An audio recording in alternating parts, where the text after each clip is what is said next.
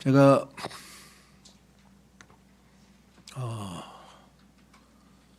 그때가 1900 몇 년인가 1981년에 제가 스페인에 8월 달에 유학을 가서 1983년 8월까지 만 2년간 스페인 바르셀로나에서 이제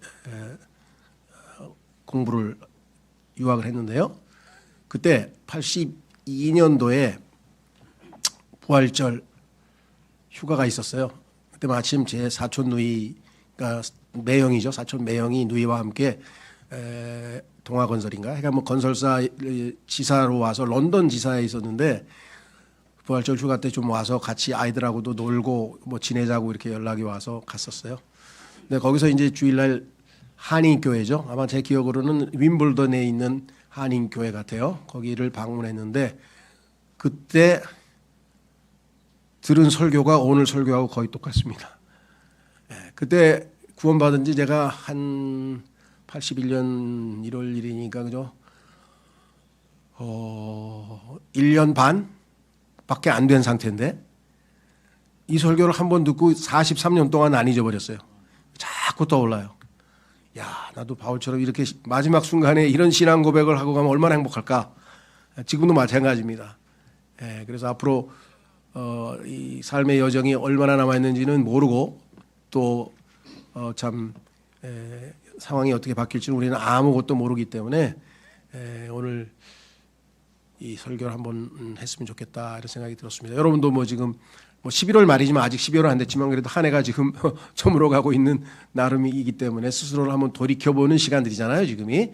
그래서 우리는 바울의 유언이 예수님의 유언, 요한복음 17장 예수님의 기도가 유언이라고 우리가 치자면 예수님의 유언 다음으로는 가장 참 멋지고 훌륭한 유언이 아니겠는가.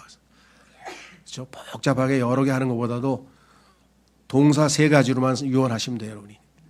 동사 세 가지 딱 기억하시고 내 인생은 훌륭한 싸움을 싸우는 인생이 되고 싶습니다. 그렇죠? 예. 그 다음에 두 번째로 내 인생은 어떤 것이냐? 달리는 겁니다. 그렇죠? 그런데 중도 하차하지 않고 finished, 완성, 다 마무리하는, 마치는 그러한 인생이 되었으면 좋겠습니다. 세 번째는 믿음을 지키는 인생이 되었으면 좋겠습니다. 그리고 주님 만날 소망 가운데에서 지금 departure, 나의 떠나갈 날, 우리 현대어로 얘기하면 출국. 그런데 이 세상에 있는 나라로 출국하는 게 아니라 그리고 비행기 타고 출국하는 게 아니라 천사들이 호위하면서 셋째 하늘로 주님 품으로 올라갈 그러한 떠남을 지금 이야기하고 있네요. 우리 서희승 형제님이 약간 주님 만나러 가고 싶은가 봐. 너무 노래가 간절하겠어요. 오늘 정말 큰 선물을 받았습니다. 아주 저는 뭐랄까 그냥 무심코 바울은 뭡니까 세상 사람들은 하도 그때 그런 노래를 들었나 봐요. 뭐 자 떠나자고 뭐 송창 씨가 방송에 나와가지고 막 뭐 고래 잡으러 떠난다고 막 소리 지르고 그래가지고 야 우리도 그냥 누가 찬송가 하나 자 주님 만나러 떠나자고 찬송 좀 작곡하면 안 되나 그러고 있었는데 그 말을 설교 중에 무심코 했는데 그거를 또 하나님께서 듣게 하셔가지고 멋진 노래도 하게 해주시니까 아이고 하여간 참 너무 감격스럽고 기쁘고요.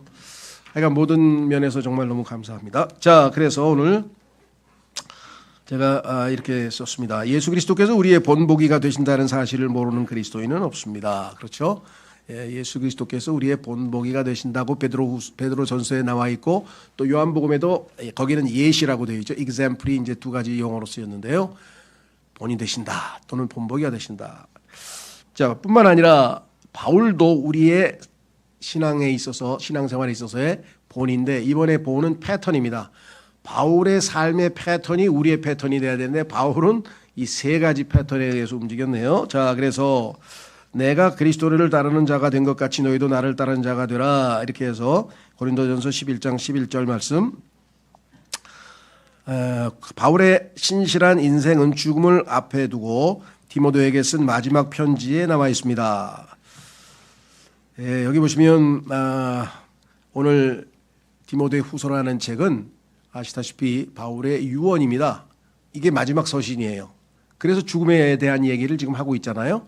예, 마지막에 디모데에게 당부하는 거죠. 내가 사역을 다 마치고 하나님 품으로 가는데 후배 사역자죠. 네가 이제 하나님의 교회를 이끌어야 할 당사자로서 이렇게 하라 하고 이제 권면을 쭉 다 끝내고 마지막 자기 개인에 대한 이야기를 지금 하고 있는 중입니다. 예, 한 해가 저물어 가고 있습니다. 아직 한 달은 남았죠. 예, 이 해가 가기 전에 주님이 오시거나 혹은 세상을 떠나게 될 때 우리는 뭐라 고백할 수 있을까요? 대부분은 할 말이 없습니다. 너무 허망합니다. 너무 불충했습니다. 너무 후회가 됩니다. 너무 후회가 됩니다가 대부분인 것 같아요. 그렇죠? 예, 그래도 어떤 분은 그래요. 오늘 뭐 제 나이도 있고 뭐 오늘 설교 들어야 뭐 나머지 이렇게 생각하시는 분이 있는데요. 그러시면 안 돼요. 영어 속담에 안 하는 것보다는 늦게라도 하는 게 낫다는 거예요. Better late than never. 이것도 제가 아주 평생 붙들고 있는 거예요. 왜? 하다 보면 지금 해서 뭐해? 막 이런 생각이 들 때가 있어요. 그래도 아니야, 늦게라도 하는 게 나아. 그렇죠? 예, 그래도 늦게라도 하는 게 나아. 그런 분 계시잖아요. 막 80살 돼가지고 그냥 초등학교 막 가가지고 글씨 이제 막 깨우치는 분도 계시고요. 그런 들 보면 막 존경스러워요. 막 이 대학을 꼭 가고 싶어가지고 막 70살에 대학 들어가가지고 막 75세에 막 졸업장 타고 막 이런 분들이 있잖아요. 예. 그리스도인이니까 지금 과거를 돌이키지 말고 앞을 보고 나가라 그랬죠. 예. 그래서 내가 지금까지 다 망쳤는데 뭐 이렇게 생각하지 마시고 그것을 바탕으로 해서 하나님께서 이제 더 열심을 낼 수 있게 그렇게 사시면 되겠죠. 자, 그래서 바울의 고백이 우리의 본이 될 것입니다. 우리의 패턴인데요. 하나님 앞에서 내가 해야 될 세 가지 동사를 기억하시면 기억에 남겠죠. 동사. 자, 첫 번째는 내가 훌륭한 싸움을 싸웠고, 현재 완료 시대가 이제까지 싸워왔다. Have fought. 자, 야고보서 4장 1-3절에 보시면 싸움은 어디서 나오는가 거기에 원인이 나와 있습니다. 4장 1절 3절을 보시면 너희 가운데 있는 전쟁들과 싸움들이 어디에서 오느냐 그것들은 여기에서 곧 너희의 지체들 안에 전쟁을 벌이는 너희의 정욕들에서 나오지 아니하느냐 너희가 절실히 바래도 갖지 못하며 너희가 죽여도 갖고자 갈망하여도 얻어낼 수 없느니라 너희가 싸우고 전쟁하여도 여전히 갖지 못하느니라 이는 너희가 구하지 않기 때문이라 너희가 구하여도 받지 못하나니 너희가 그것을 너희 정욕들에 소진하려고 잘못 구하기 때문이라. 모든 싸움의 원인, 여기서 싸움은 그냥 개인 간의 싸움 뭐 이런 걸 떠나서 전쟁이라는 단어로 쓰였어요. war. 요즘에 전쟁 많이 일어나죠. war. 모든 전쟁까지 포함해서 그 원인은 인간의 마음에 있는 욕심 때문이라고 성경에서 분명하게 말씀을 했습니다. 그렇죠. 그래서 욕심에서 비롯된 싸움, 이 싸움은 훌륭한 싸움이 아니에요. 이건 나쁜 싸움이에요. 잘못된 싸움이에요. 그렇죠?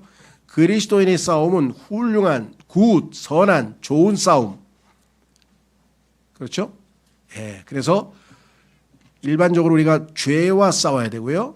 예. 그 다음에 마귀와 싸워야 되겠죠. 자, 그래서 고린도전서 3장 3절에 보시면 이렇게 써 있습니다. 이는 너희가 여전히 육신적이기 때문이라 이는 너희 가운데 시기와 분쟁과 분열들이 있으므로 너희가 육신적이지 아니하냐 또한 육신적인 사람들처럼 살아가는 것이 아니냐. 그렇죠. 육신적인 상태에서 살게 되면은 그 싸움은 하나님 보시기에 훌륭한 싸움이 될 수 없다는 것. 따라서 빌립보서 2장 3절로 가시면 아무것도 분쟁이나 헛된 영광을 통해 이루어지게 하지 말라. 다만 생각을 낮추어 각자는 다른 이들을 자신들보다 더 낮게 여기라. 그러니까 교만해서 싸움에 나쁜 싸움에 옳지 않은 싸움에 연루되지 않기를 바란다. 히브리서 12장 4절에 보시면 너희가 죄를 대적하여 분투하여도 아직 피 흘리기까지 저항하지는 아니하였느니라. 우리가 싸워야 될 대상의 첫 번째는 죄고요.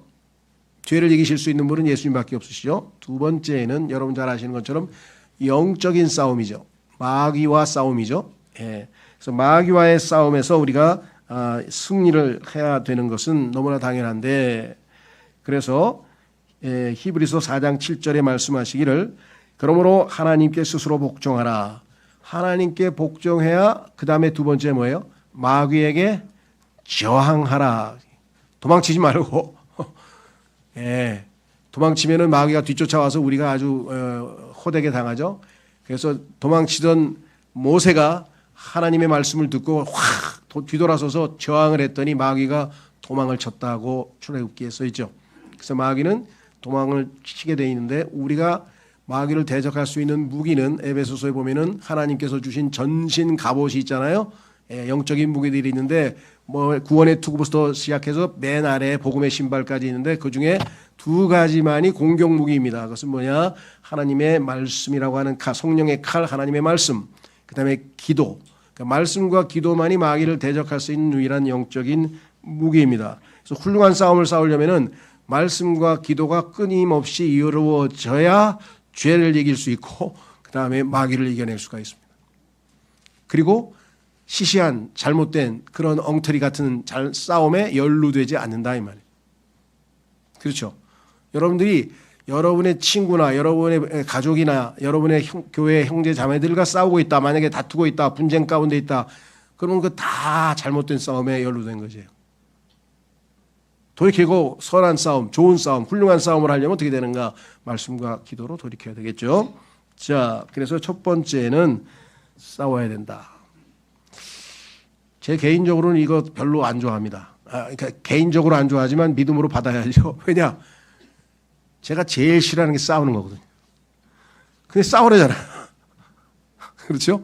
싸우래니까 이거 싸워야 되나? 그런데 성경에 보니까 이스라엘 백성들이 출애굽하면서 우리가 볼 때는 정말 피난민이잖아요. 출애굽하는 사람이 피난민 밖에 더 하겠어요? 근데 하나님께서 주의 군대라고 성경에 써놨어요.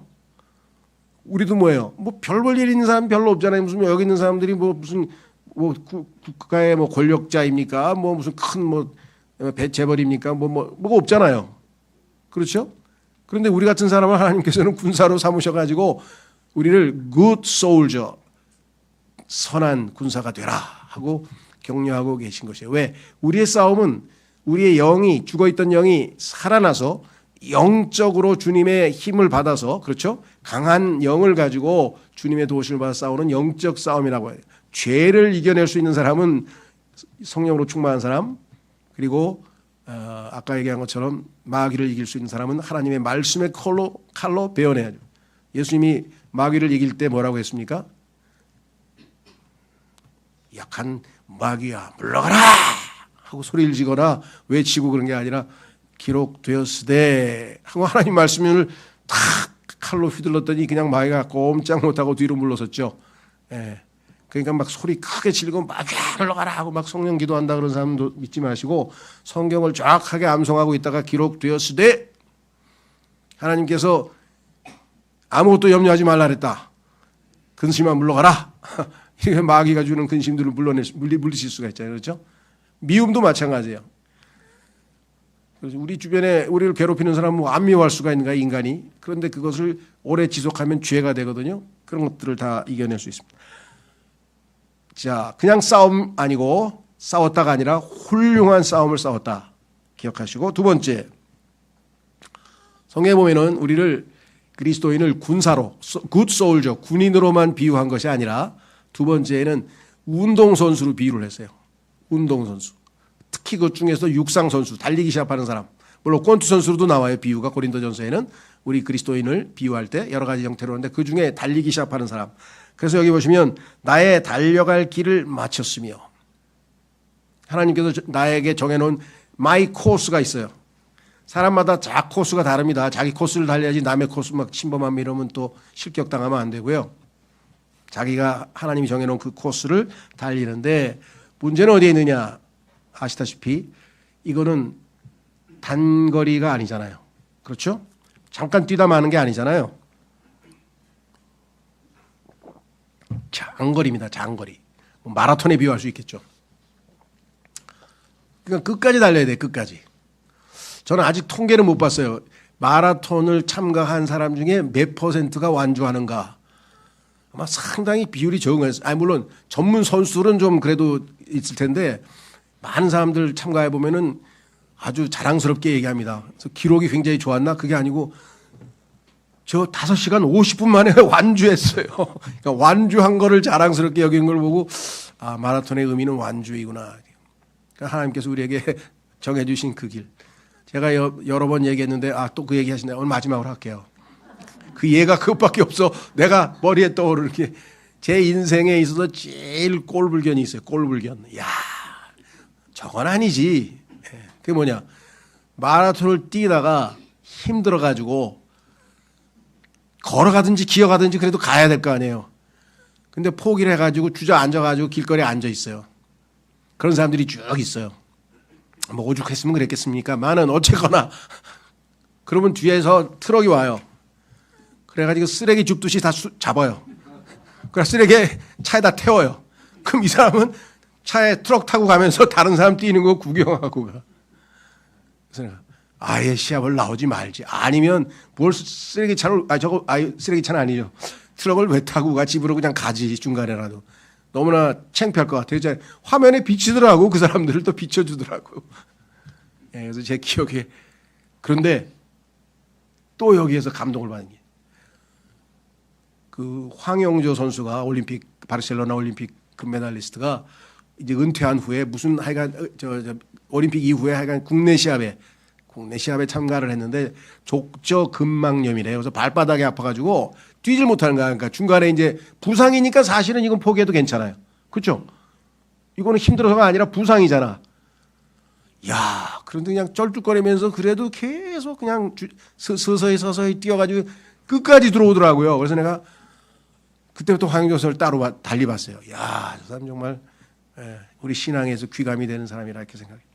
맞춰야 돼요. 자, 야고보서 3장 6절에 보시면 그런즉 혀는 불이요 죄악의 세상이라 우리 지체들 가운데 있는 혀가 그와 같으니 그것은 온몸을 더럽히며 본성의 체계에 불을 붙이느니라. 그리고 나서 그것은 지옥의 불 위에서 태워지느니라.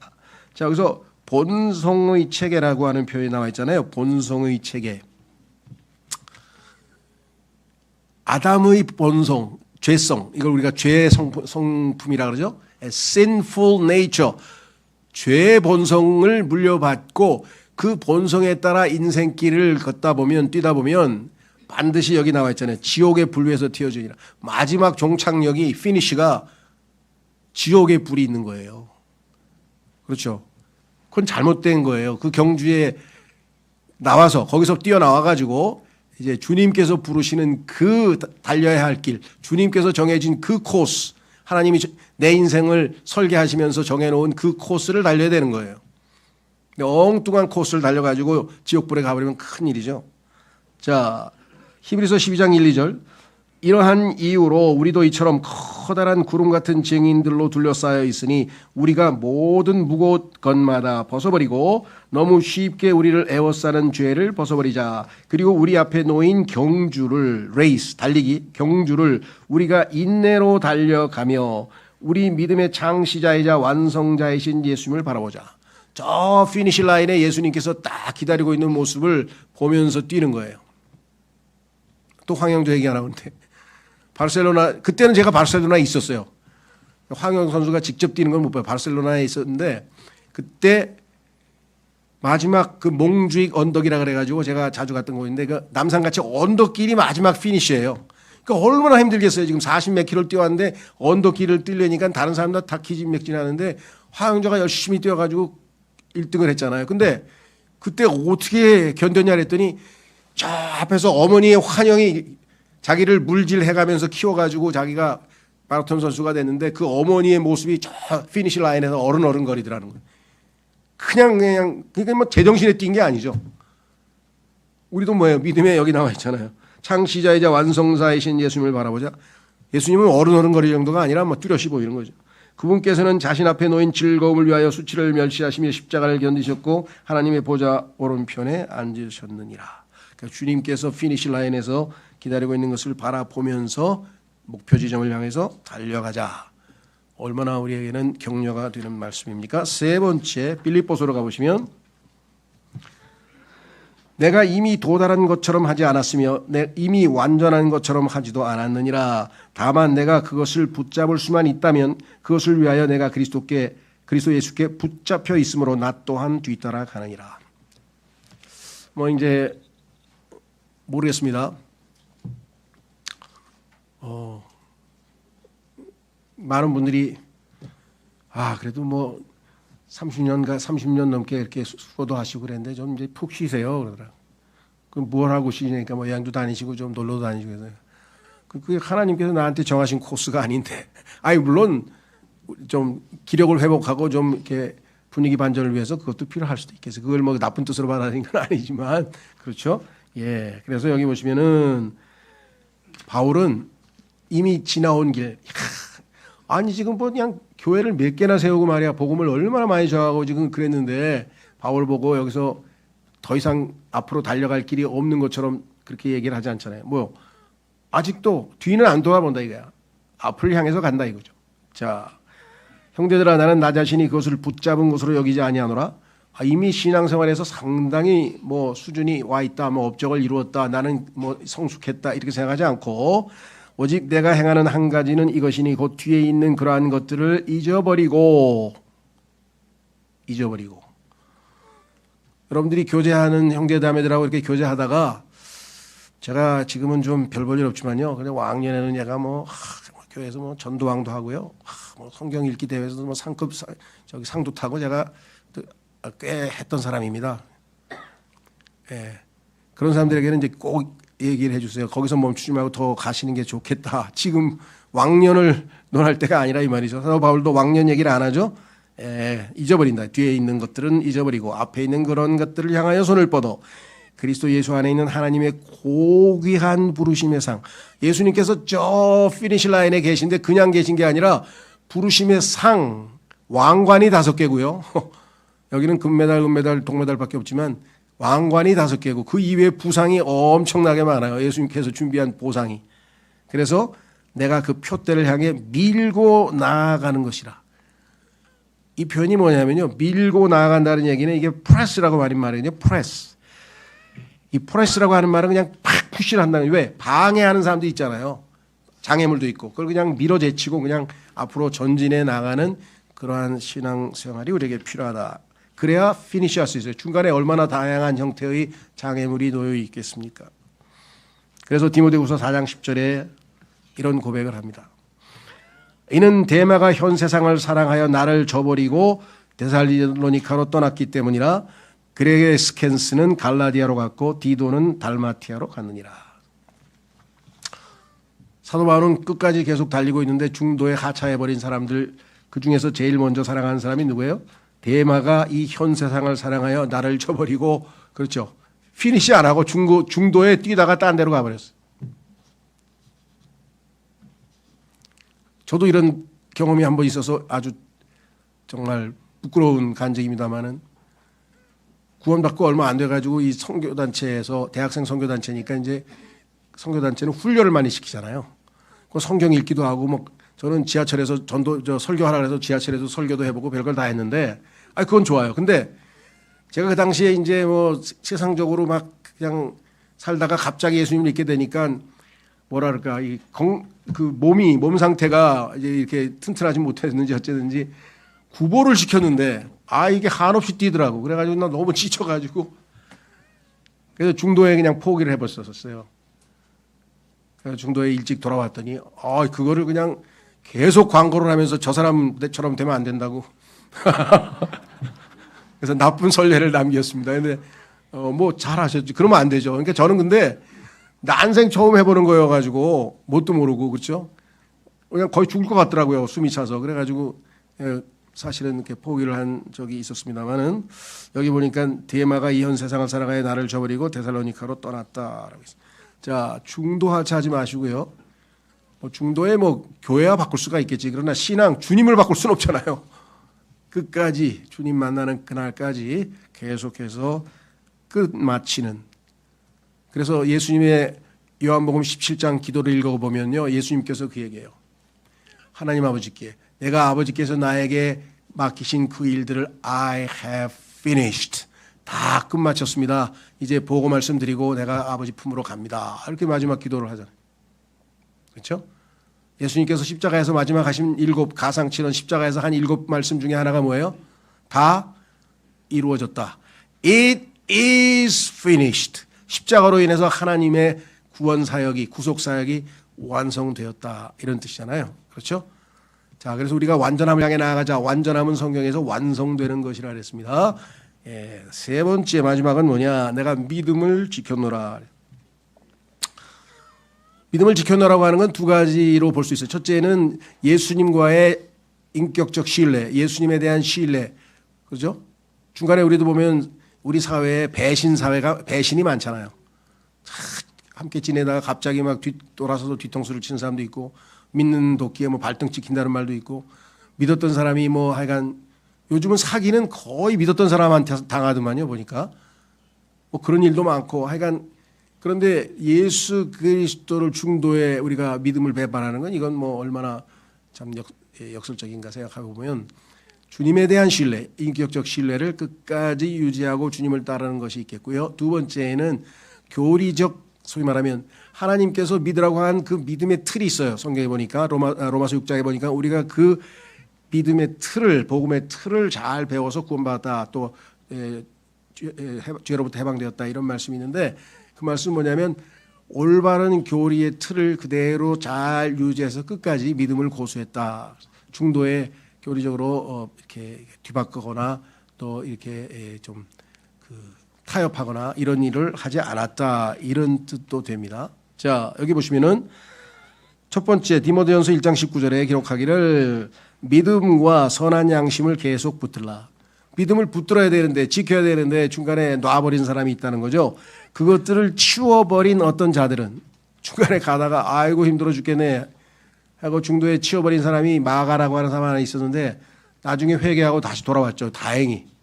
대만은 떠나버리고 안 돌아왔는데 마가는 돌아왔어요. 자, 치워버린 어떤 자들은 믿음에 관하여는 파선하였느니라. 예수님을 믿고 구원받은 사람이에요. 그런데 중도 하차해가지고 믿음에 관해서는 파선해버렸으니까 주님 앞에 가서 보상받을 것은 없죠. 그러나 주님은 그가 예수 그리스도를 신뢰하고 자신의 의를 의지하지 않고 구속받았기 때문에 하나님의 자녀로서는 인정하지만 더 이상 주님 앞에 가서 보상받을 것, 상급받을 것은 하나도 없겠죠. 자, 그래서 그것을 부끄러움 가운데 얻는 구원이라.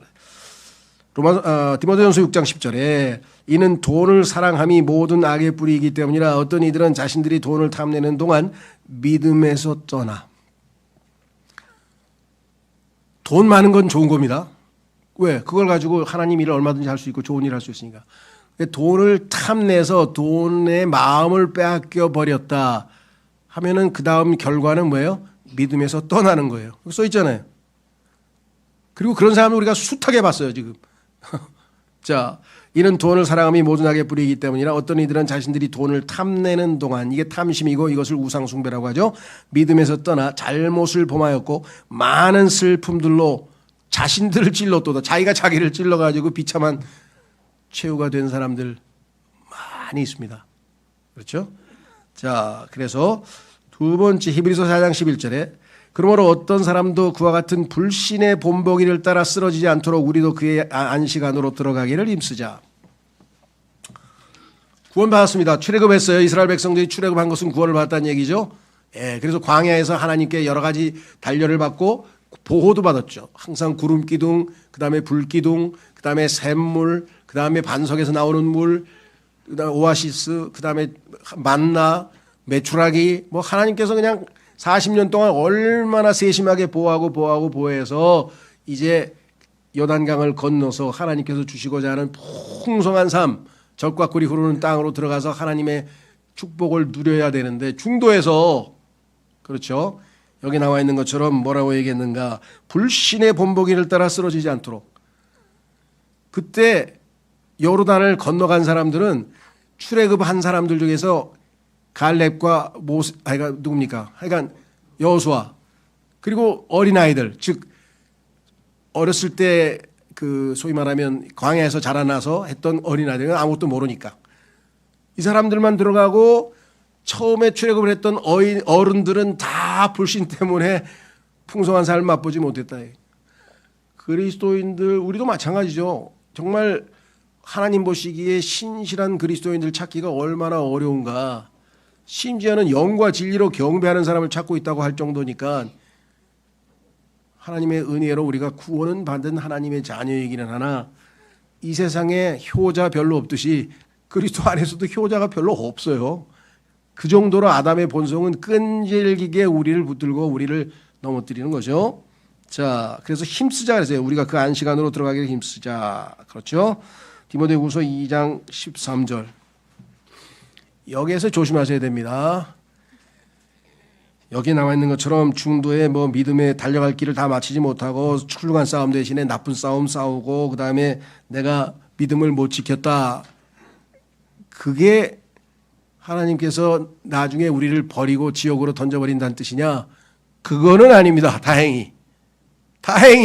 그렇죠. 근데 어떤 사람들은 너무나 그걸 믿고 그래 개판으로 살아도 하늘 나가면 됐지. 이런 사람들은 개판으로 살기 전에 하나님께서 먼저 데려가세요. 왜? 야 개판으로 살 거면 뭐하러 여기 살아. 하늘나라 와서 그냥 문지기라도 해. 우스갯소리지만요. 그렇죠?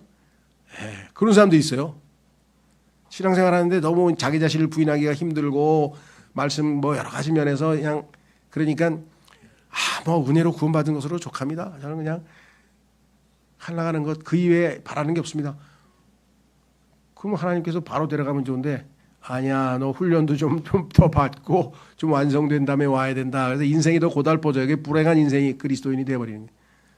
그렇죠? 자 여기 보시면 디모데후서 2장 13절 설령 우리가 믿지 않는다 하여도 구원받은 다음에도 믿음 생활 제대로 엉성하게 한다 할지라도 그분께서는 늘 신실하시니 그분께서는 스스로를 부인할 수 없느니라. 아무런 행위가 없어도 예수 그리스도를 믿는 그 믿음으로 우리에게 구원을 베푸시고 우리를 의롭다고 인정하셨다면 그것을 뒤집어 엎으시지는 않는다 이 말이죠. 그렇다고 해서 이것을 근거로 해서 이제 마음대로 살아도 되느냐? God forbid. 하나님께서 금하시느니라. 하나님이 원하시는 건 그게 아니에요.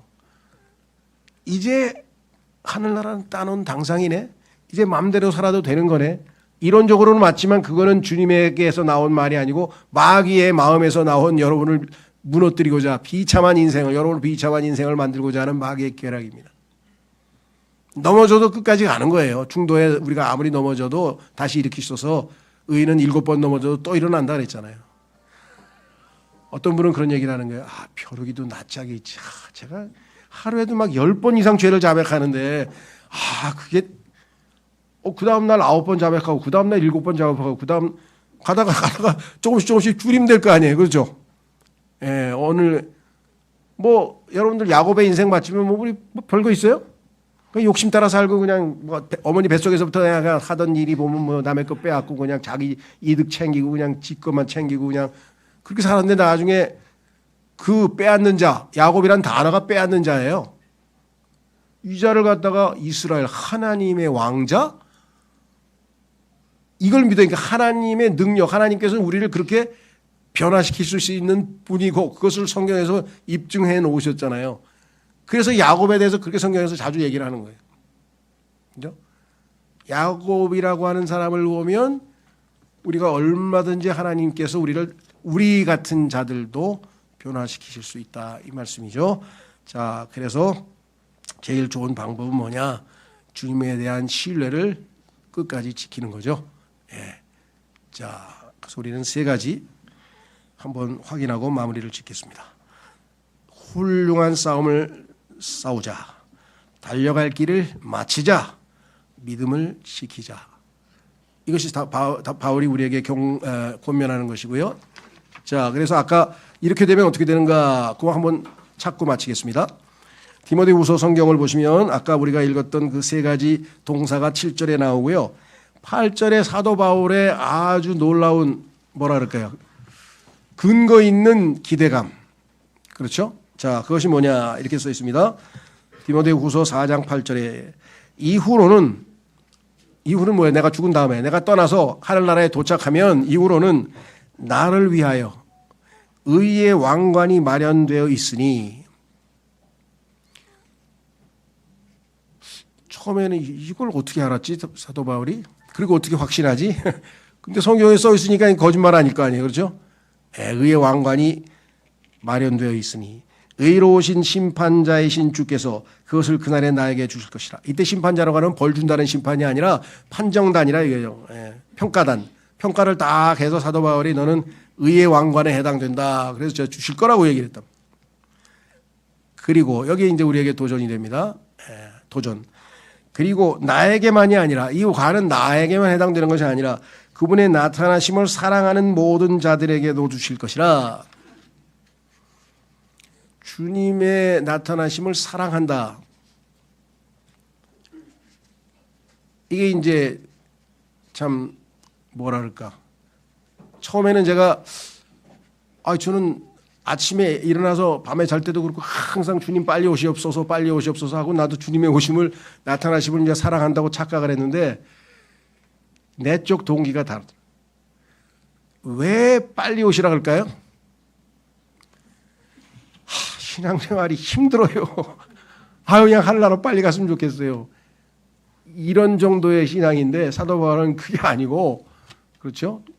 주님에 대한 진정한 애정이에요. 사모함이에요. 자, 마무리 구절 읽고 마치겠습니다. 주님을 사랑한다는 것은 무엇인가 이렇게 써 있네요. 요한일서 3장. 요한일서 3장.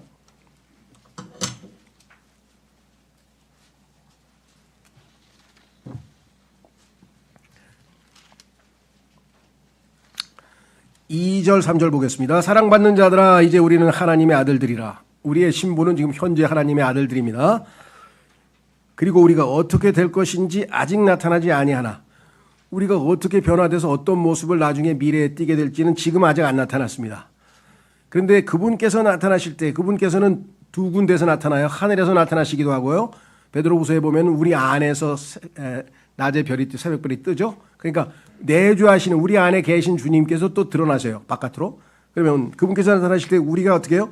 그분과 같이 되리라는 것을 우리는 아느니라. 이는 우리가 그분 그대로 볼 것이기 때문이라. 그리고 바로 그분께서 순수하신 것 같이 그분 안에서 이 소망을 지니는 모든 사람마다 주님을 간절히 소망하고 기다리는 모든 사람마다 스스로를 순수하게 하느니라. 우리의 삶이 순수함, 거룩함, 더럽혀지지 않는 삶을 누리면서 주님을 기다려야지. 그렇죠. 온갖 잡다한 세상 것도 가득 차가지고 우리가 주님을 기다리는 마음이 정결하지 못하면 그것은 그야말로 뭐예요? 저 같은 사람이죠. 아이고 하나님 힘들어 죽것이요. 아이고 빨리 좀 오셔요. 근데 바울은 그게 아니고 정말 사랑하는 사람들을 간절히 기다리기 때문에 매일매일의 삶에서 정결하게 사는 사람은 간단해요. 실천 두 가지 하면 돼요. 죄 지은 거 있으면 자백하고 예수님의 피로 씻음 받으면 되는 거고, 세상에 많은 잡다한 생각으로 더럽혀졌다. 그럼 옷 갈아입듯이 샤워하듯이 딱 말씀의 물로 싹 씻어내면 되죠. 어떻게? 매일 하는 거예요. 왜? 우리가 살다 보면 매일 더럽혀지는 거죠. 그거 매일 해도 되는 겁니까? 그런 사람이 있어요. 그럼 매일 해야지. 우리 같은 사람이 그냥 하루 종일 이 땅에서 살면서 항상 깨끗하게 예수님처럼 정결하게 100% 완전하게 사나요? 그건 아니죠. 그래서 자기 전에 정말 한번 자신을 점검해보고 순결함을 지킬 수 있는 그러한 믿음 생활을 계속해서 유지해 나가시기를 바라겠습니다. 오늘 주신 말씀 통해서 주님 늦었지만 안 하는 것보다 늦게라도 하는 게 낫다 그러셨으니 그건 제가 한 말입니다. 성경에 있는 건 아니에요. 그러나 그 성경에도 부합되는 말씀이죠. 지금이라도 마음을 잡고 제가 정말 사도 바울의 그런 고백이 나의 죽음 앞에서 유언할 때 내 많은 지체들 앞에서 나의 유언이 될 수 있도록 그런 생활을 할 수 있도록 도와주십시오. 오늘 마음을 다지겠습니다. 이 결단을 받아주십시오. 다 같이 기도하겠습니다.